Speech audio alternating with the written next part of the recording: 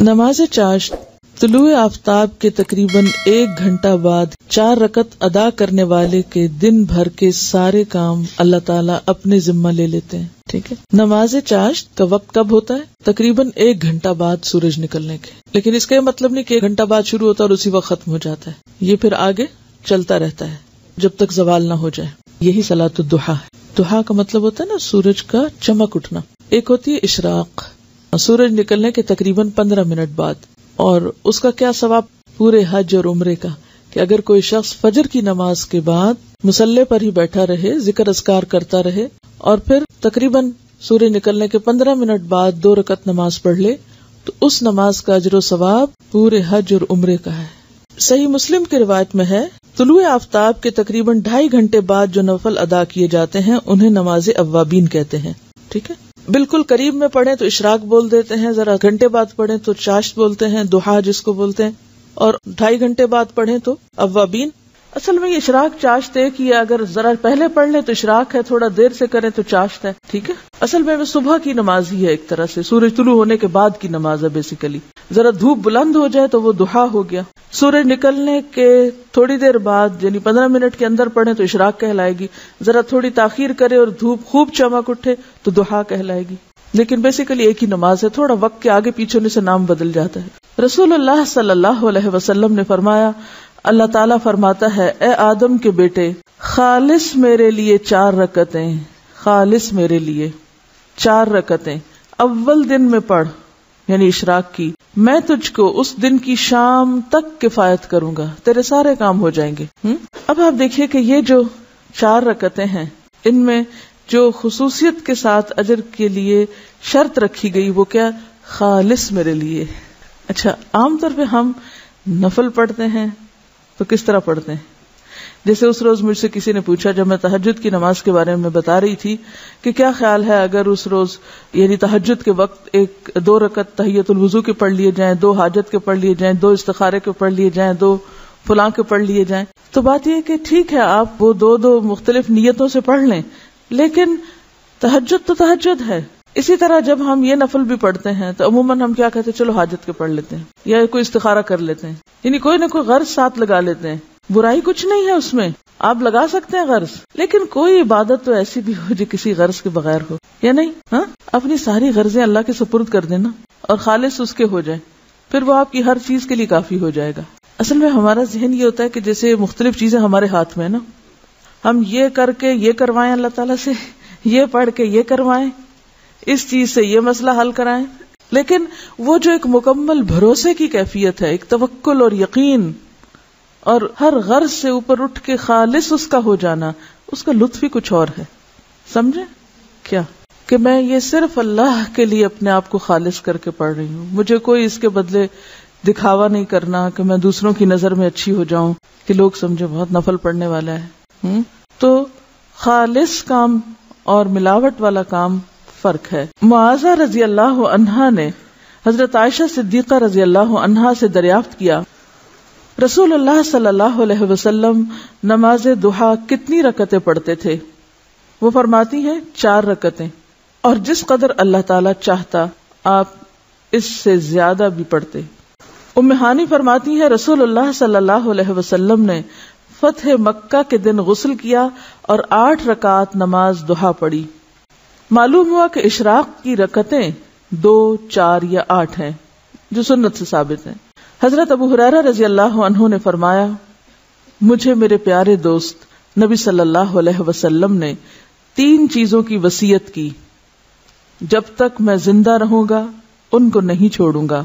ہر عربی مہینے میں ایام 20 یعنی 13، 14 اور 15 کے 3 روزے، چاشت کی نماز اور سونے سے پہلے وتر پڑھنا. یہ 3 کام کبھی نہ چھوڑوں گا. تو پہلی حدیث سے کیا پتہ چلتا ہے کہ ضحیٰ کی نماز 2 رکعتیں ہے، دوسری سے 4 اور تیسری حدیث سے 8. تو آپ 2 بھی پڑھ سکتے ہیں اور 8 تک بھی لے جا سکتے ہیں، یہ حسب حالات ہے جتنی وقت ہو.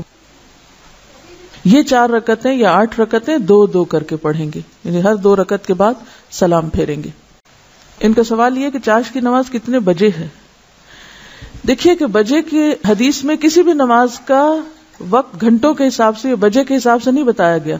اس میں سورج غروب ہونے کے بعد، سورج طلوع ہونے کے بعد، سورج طلوع ہونے سے پہلے، زوال ہونے کے بعد، دن ڈھلنے کے وقت، اس طرح کے اوقات بتائے گئے ہیں تاکہ دنیا میں آپ کہیں بھی ہو تو سورج کے اتار چڑھاؤ سے، آسمان کی روشنی سے اپنا کیلنڈر اور اپنی گھڑی، یعنی آسمان پر سورج کا نکلنا اور غروب ہونا اور ڈھلنا اور اونچا نیچا ہونا، یہ ایک عالمی کلاک ہے. آسمان آپ کے لیے کیا ہے؟ کلاک. اور اس کی سوئی کیا ہے؟ سورج. ٹھیک ہے. تو ساری نمازیں اسی سے کسی نہ کسی طرح جڑی ہوئی ہیں، حتیٰ کہ عشاء کی نماز بھی جب روشنی ختم ہو جائے. ایک بات میں آپ کو پتہ کی بتا دوں دین پر عمل کرنے کے سلسلے میں، جس میں آپ کو بڑی سہولت ہو جائے گی. سمعنا وأطعنا. سورج نکلا ہے، ایک نیزے برابر ہوا ہے، پڑھ لو، بس پڑھ لی. 2 4 8 بس ٹھیک ہے. اگر بہت ڈیٹیلز میں جائیں گے، اب اگر اللہ سوال آپ کا یہ ہو کہ صورتیں اس میں کون سی پڑھیں، کتنی طویل ہو، سجدے کتنے ہوں، تو مشکل میں پڑھتے جائیں گے. سمپلی ایک بات سنیں اور اس کو جتنی سمجھ آتی وہ کر لیں اور انشاءاللہ اس میں خیر ہوگی. پس جب آفتاب طلوع ہو کر ایک نیزے کے برابر بلند ہو جائے تو اس وقت نوافل کا پڑھنا نماز اشراق کہلاتا ہے، یعنی تقریباً 15 منٹ کے بعد. زید بن ارقم رضی اللہ عنہ سے مروی ہے، حدیث میں اس نماز کو صلاۃ الاوابین بھی کہا گیا ہے. اوابین کا لفظ اواب سے ہے. اواب کا کیا معنی ہوتا ہے؟ رجوع کرنے والا، بار بار پلٹنے والا. مغرب اور عشاء کے درمیان پڑھی جانے والی نماز کو جس روایت میں صلاۃ الاوابین کہا گیا ہے وہ مرسل ہے، یعنی ضعیف ہے. عام طور پر ہمارے ہاں کیا مشہور ہے؟ اوابین کی نماز مغرب کے بعد پڑھتے ہیں لوگ، جبکہ صحیح حدیث کے مطابق یہ نماز اشراق کی نماز ہے.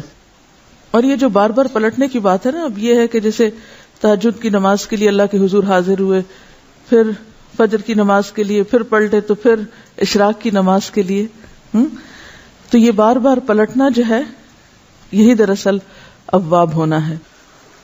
حضرت ابو ذر رضی اللہ عنہ سے روایت ہے کہ رسول اللہ صلی اللہ علیہ وسلم نے فرمایا، ہر آدمی پر لازم ہے کہ اپنے جسم کے ہر بند کے بدلے، یعنی ہر جوڑ کے بدلے صدقہ خیرات کرے.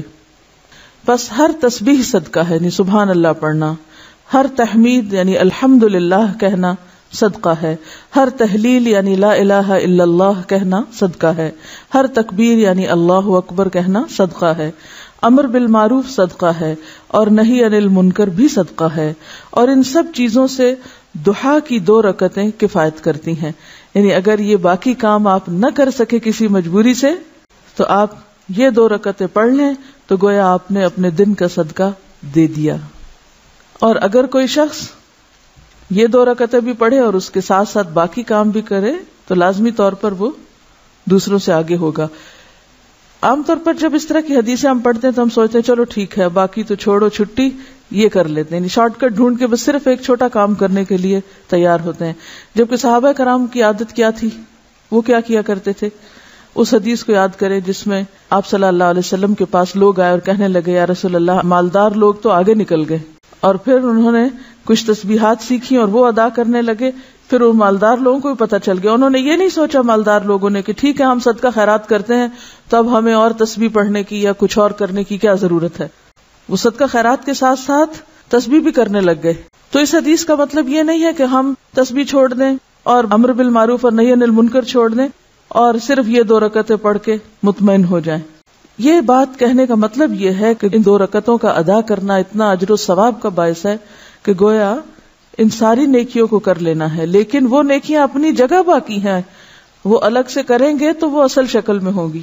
جیسے قل هو اللہ پڑھنا 1/3 قرآن کے برابر، اس کو لوگوں نے کیا سمجھا، اور کچھ نہ پڑھو، خالی قل هو اللہ ہی پڑھتے رہو، 3 دفعہ پڑھ لو پورے قرآن کا ثواب ہو جائے گا.